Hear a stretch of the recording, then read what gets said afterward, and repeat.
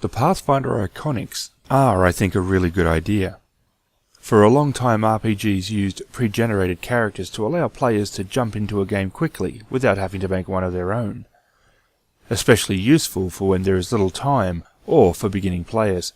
They often had a big problem. They shouldn't have been called pre-gens but rather generic. They were often unimaginative, afterthoughts, and dull. If a RPG wanted to put its best foot forward with new gamers, then this was not the way to do it. Luckily, right from the first Pathfinder adventure path, the choices seemed a little better. Now, this is partly because the art they used for the characters was interesting. On paper they don't stand out greatly as they were first level characters anyway. But I always remembered liking the look of them, and that led to more thought going into the game. The iconic range has grown over time, and at the back of the different Adventure Path series, they started to add new ones and then mix them up with the old ones. They became useful for new players and for GMs. This is the Iconic Witch released by Reaper Minis. It is one of their Bones range and was around $3.50.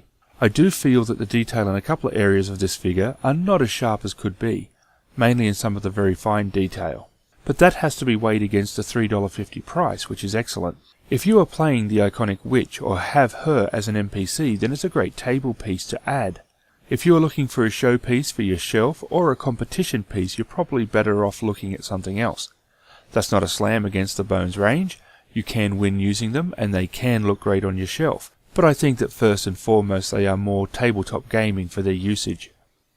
Looking at different pics of the witch, she is often depicted in dark colours. I kind of always saw her as a more druid-inspired character in touch with nature, so I went with more earthy tones. I had tried painting her with blues originally but couldn't gel with it.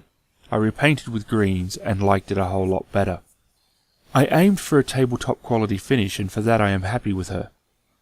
If you're looking for a witch character, it's not a bad figure to include in your collection. Please tell me that was good.